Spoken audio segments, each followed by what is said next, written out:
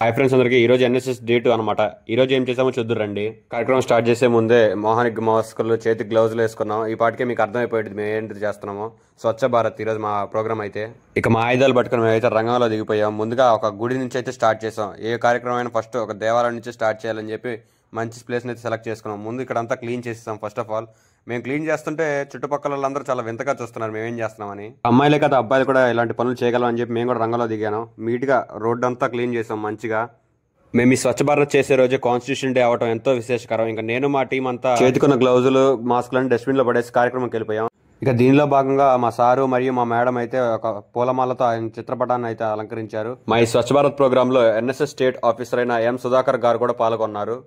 మా కష్టాన్ని గుర్తించి ఈ బాబాయ్ అయితే అరే అబ్బాయిలు చాలా ఈ రోజు పనిచేసింది, ఇక వచ్చి పళ్ళు తినంటారా అన్నాడు. ఇక ఈ రోజుల్లో కూడా ఇలాంటి వారు ఉన్నారా అంటే చాలా ఆశ్చర్యంగా ఉంది. హ్యాట్స్ ఆఫ్ బాబాయ్. ఇక ప్రోగ్రామ్ మొత్తం సక్సెస్ఫుల్ గా కంప్లీట్ చేసుకున్న తర్వాత మంచిగా స్నాక్స్ అయితే ప్రొవైడ్ చేశారు. మీరు వెళ్ళేటప్పుడు